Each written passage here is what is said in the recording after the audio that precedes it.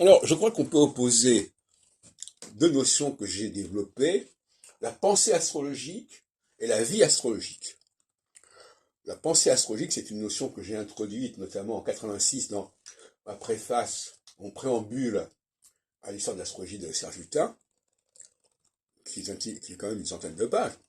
La pensée astrologique. De la même façon qu'on peut parler de la pensée juive.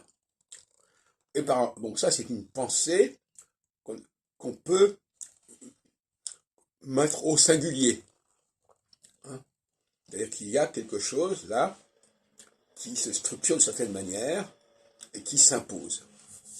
Et puis alors, il y a la vie astrologique, c'est quelque chose d'ethnologique, c'est quelque chose comme ça, de sociologique. Les gens font ceci, les gens font cela, etc. Donc on n'est pas du tout sur le même terrain. Mais souvent, les gens qui ne sont pas capables de fonctionner au niveau de la pensée vont fonctionner au niveau de la vie.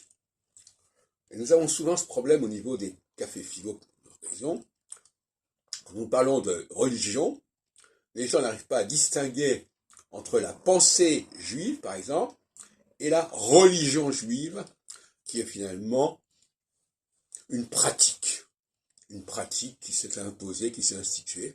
Et il y a une dialectique entre pensée et pratique. C'est fondamental. Alors, par exemple, quand on parle de Hanouka, par exemple, alors certains vont dire, mais Hanouka, voilà, les Juifs font comme ceci, ils font comme cela. Ils ne veulent pas réfléchir au niveau de la pensée. Ils disent qu'il y a des pratiques qu'on peut observer. Eh bien, en astrologie, je dirais qu'en phase solsticiale, c'est la pratique qui va l'emporter, et en phase équinoxiale, c'est la pensée qui va l'emporter. Et moi, je suis effectivement un équinoxialiste, comme vous l'avez compris. C'est-à-dire que je pense que il faut comprendre cette pensée, il faut comprendre la théologie juive, par-delà les pratiques, les habitudes, les textes qui ont pu être écrits à telle et telle époque.